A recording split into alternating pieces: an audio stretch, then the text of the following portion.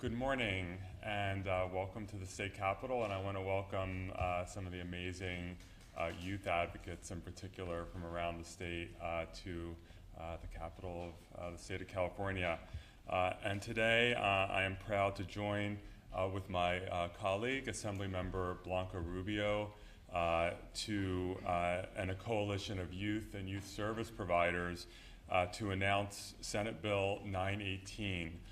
The Homeless Youth Act of 2018.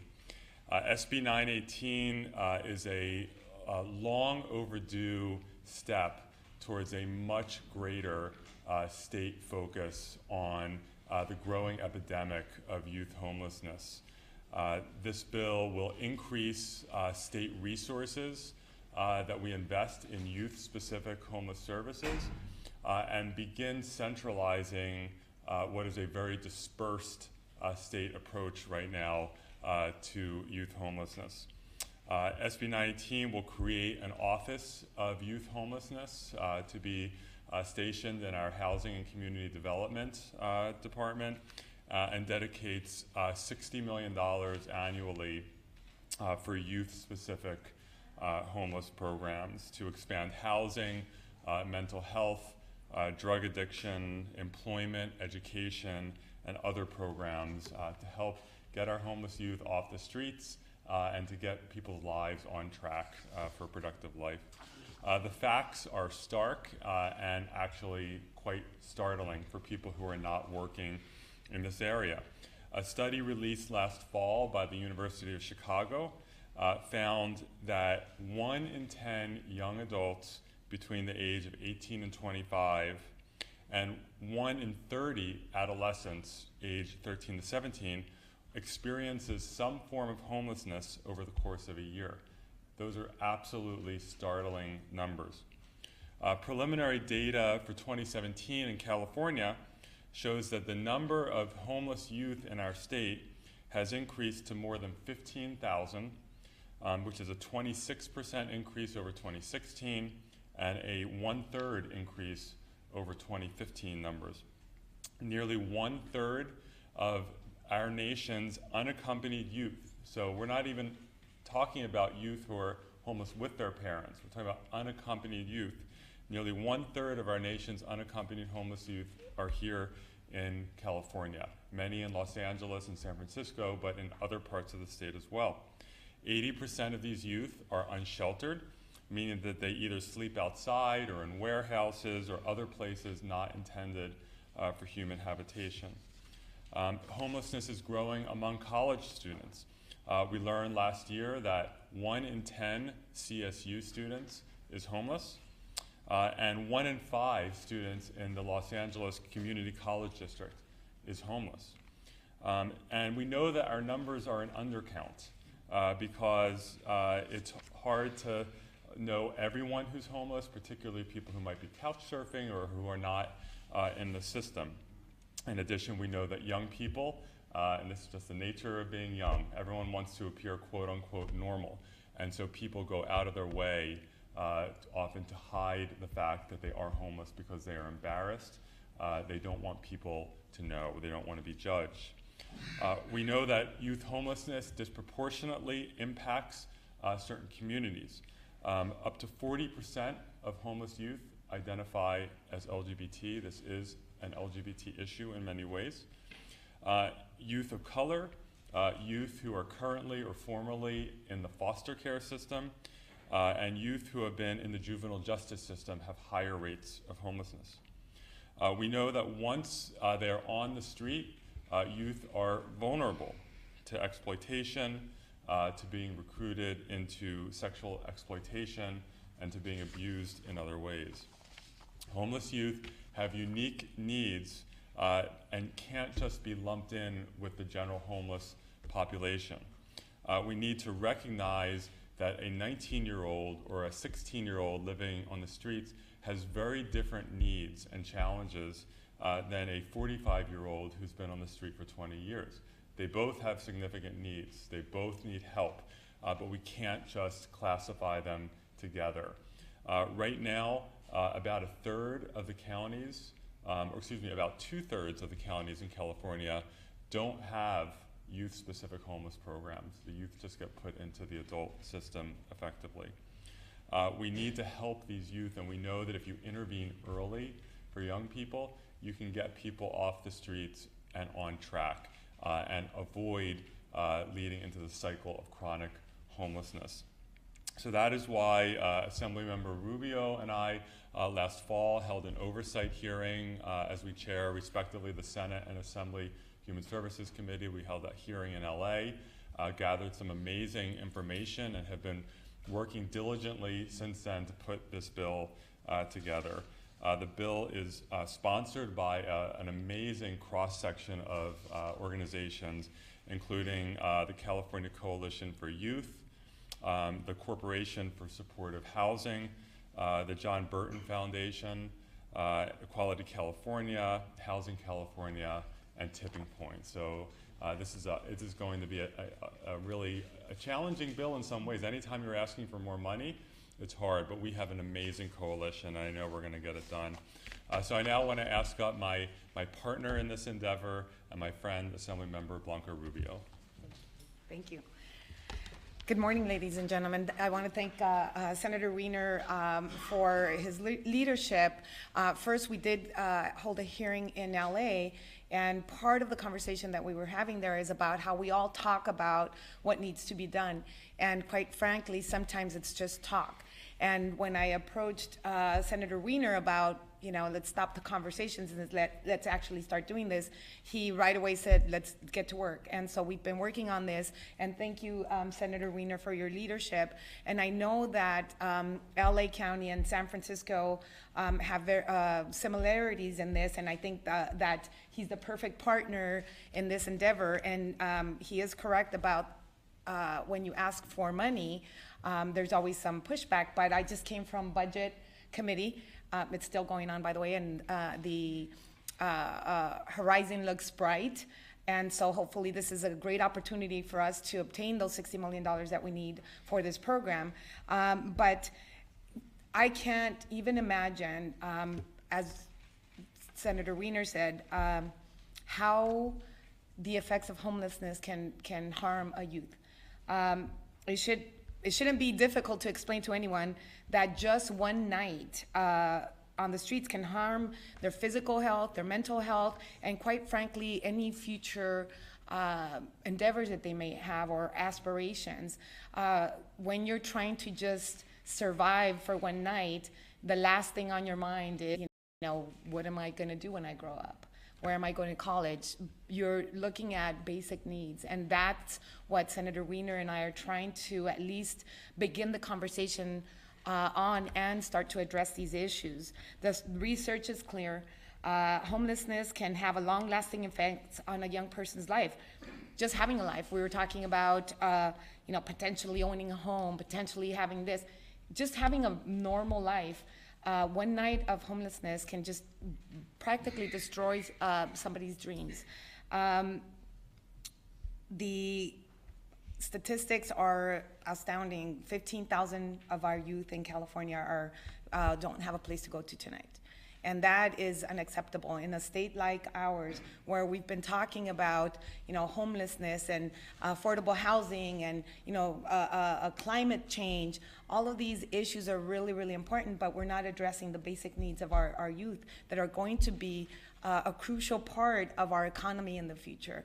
And so we have to do more. And again, I want to thank the coalitions that are coming together to help us on this endeavor.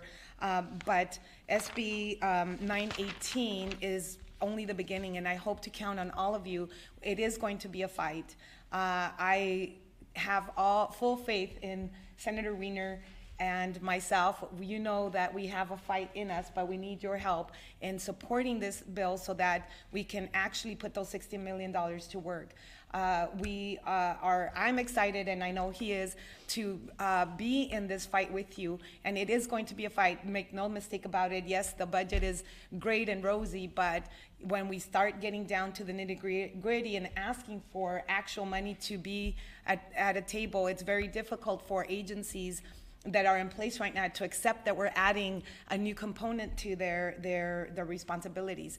So I plead with you to help us through this endeavor, and I know that with Senator Wiener as a partner, we can do this. Thank you.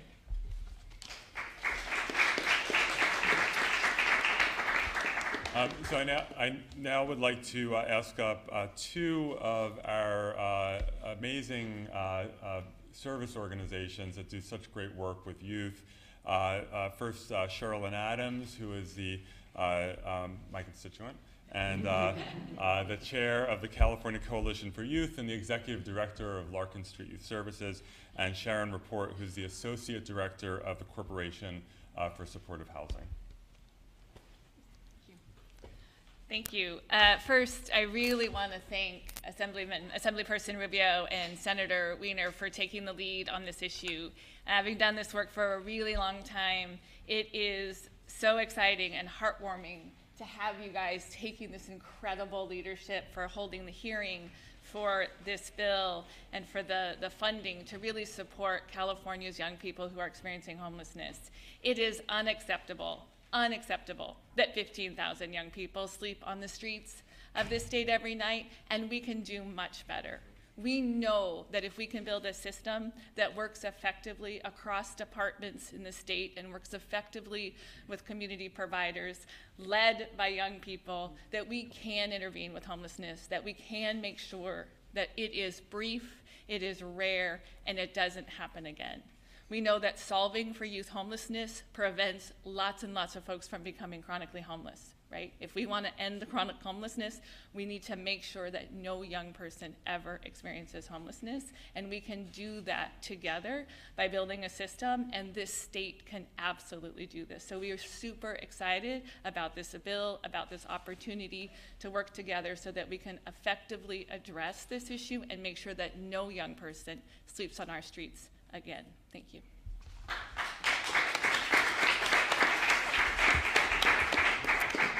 Good morning. I'm Sharon Rapport with the Corporation for Supportive Housing. CSH advances housing solutions to address the needs of vulnerable populations, including youth facing homelessness. And we know that over the last 35 years or so, California has come a long way in understanding homelessness and what works to solve it. However, our local and state programs really continue to struggle to meet the unique needs of understanding and addressing the unique needs of children, unaccompanied minors, and young adults facing homelessness. As a result, our state is facing a tragedy in youth homelessness. As Senator Wiener said, 38% of all the nation's homeless youth reside in California, and 82% of those individuals are living unsheltered. As children or young adults, homeless youth are highly vulnerable to exploitation. They struggle to attend school and have very high dropout rates. Homelessness is virtually, when you're experiencing homelessness, is virtually impossible to earn a degree or make a livable wage. And if you are experiencing homelessness as an unaccompanied minor or a young adult, you are much more likely to experience chronic homelessness when you become an older adult and to die 25 years younger than your house counterparts. For these reasons, we're extremely grateful for Senator Wiener and Assemblymember Rubio for introducing SB 918, the Homeless Youth Act. Because homeless youth are a diverse group of Californians with diverse needs, the Homeless Youth Act offers a diverse range of strategies for communities to be able to address the needs of homeless youth.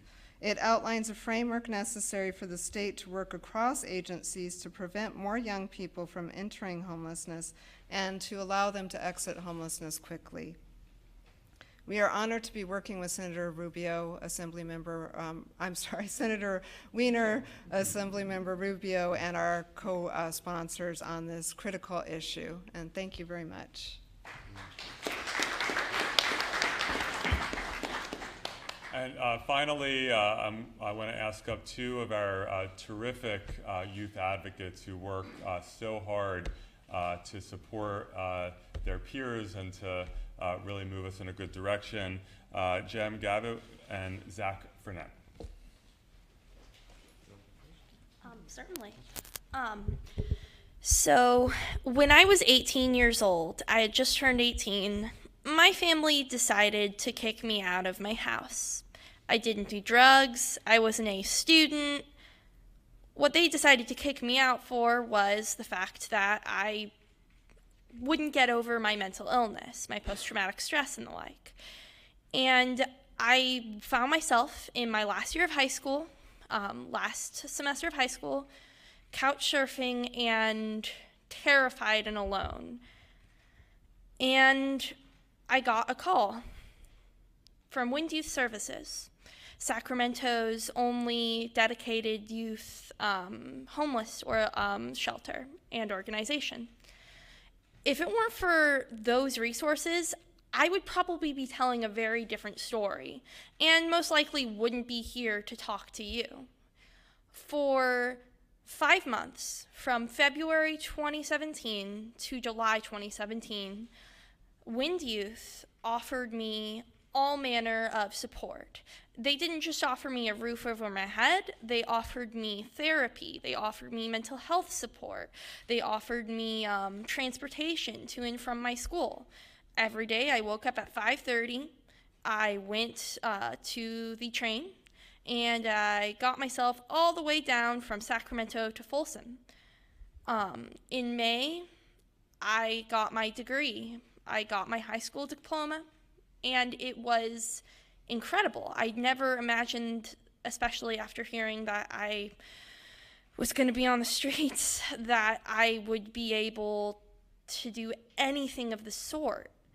And see, these shelter services, they do more than just house kids.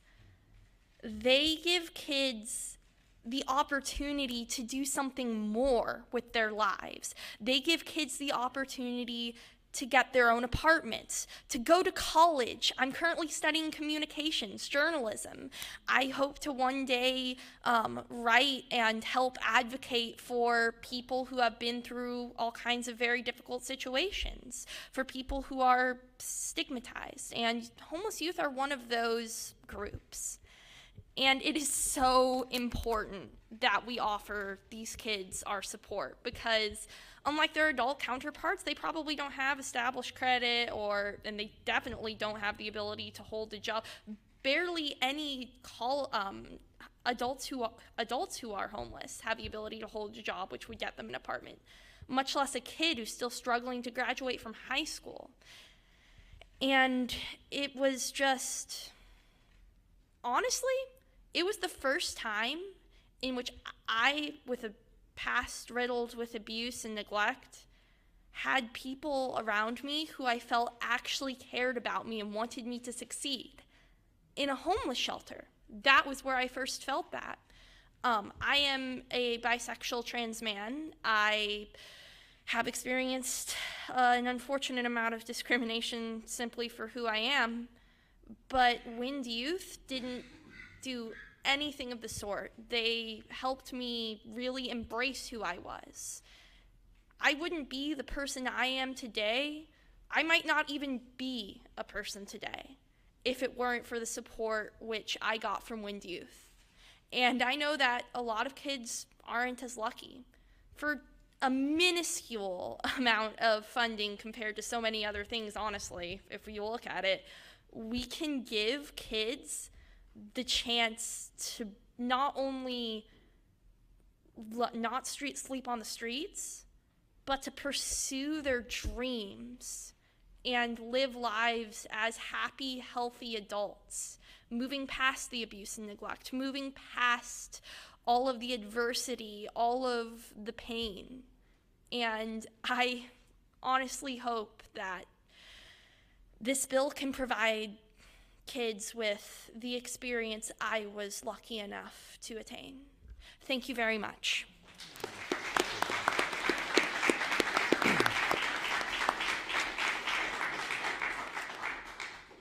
Hi, my name is Zachary Frenette, and I'm a homeless youth advocate from San Francisco, California. I'm here today to speak to a little bit of the personal context and explain my personal life journey and how that led me on the journey that I experienced. I'm a Bay Area native. I grew up without a father in my household. He was struggling with substance abuse disorders as well as engaging in criminal activity. So from my earliest moments, I came out into an environment that was unstable and in a lot of ways abusive. My earliest childhood memories are of sexual assault, of extreme brutality and violence at the hands of my stepfather, and as well as a certain amount of neglect from a mother who had some pretty serious mental health issues which were not being treated as well as they could have. I say all of this to put it into context. A lot of times when I go into detail with folks outside the realm of service providers and people who are involved in youth advocacy and homeless youth advocacy, these details can be shocking, they can be disturbing. When I speak amongst a group of my peers, I get knowing nods and recognition in their eyes. The fact of the matter is that the vast majority of youth who end up on the streets experience these sort of things. My story is not an exception, it's the rule for the most part. My prepubescence and adolescence was a string of out-of-home school suspensions and arrests for petty crimes. And in a lot of ways, it was a 10-year, decade-long plea for help that wasn't answered by the system, even though I was a ward of the state for almost my entire childhood, that was not seen or understood by my teachers at the schools that I went to, partially because I was constantly moving. There was never stability in the home. By the time I dropped out of high school at the age of 16, I'd gone to 10 different schools. There was no consistency, there was no continuum, and in a lot of ways, I found myself drowning by the time I turned 18. When I was 15 years old, my mother died in a car accident on Christmas Day, and it was kind of, in a lot of ways, the last straw that broke the camel's back. When I was 18, I found myself on a path which would lead me into developing a substance abuse problem and eventually ending up homeless on the streets of Oakland, which I was on and off homeless in Oakland for about a year.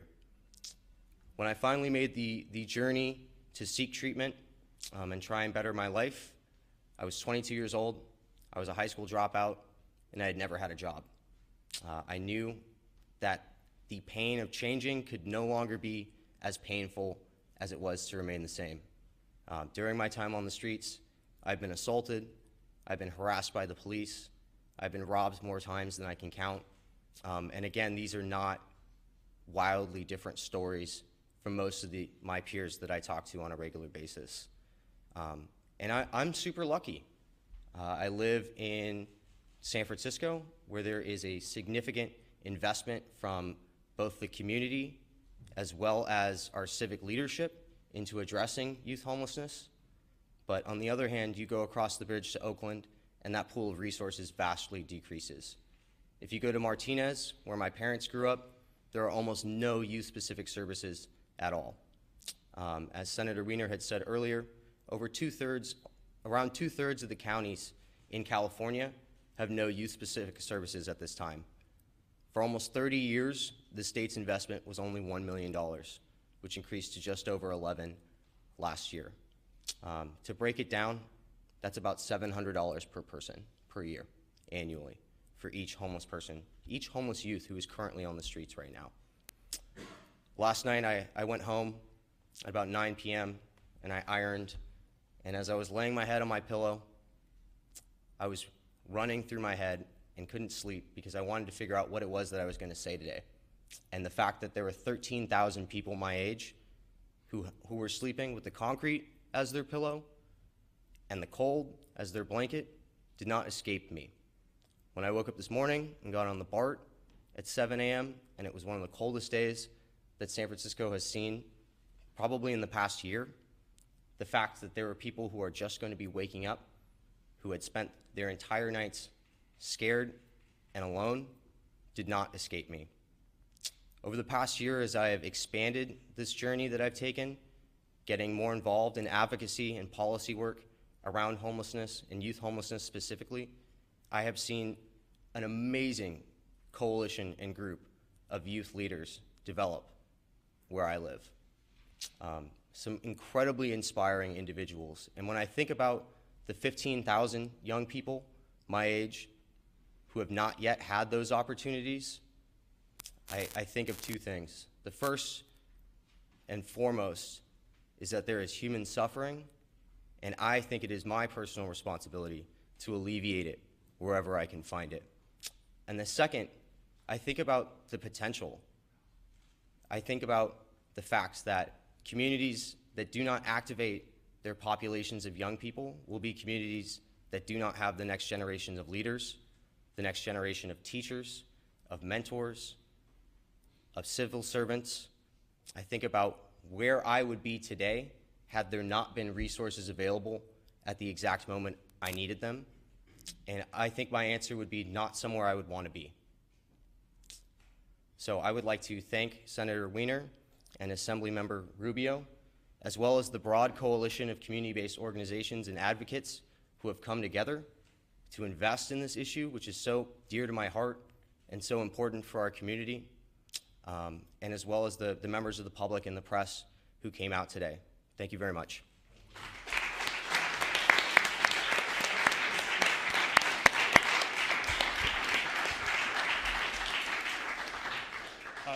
So that concludes our program. Again, thank you to everyone, and we'll be around, happy to answer any questions from the press or anyone else. So thank you very much, everyone.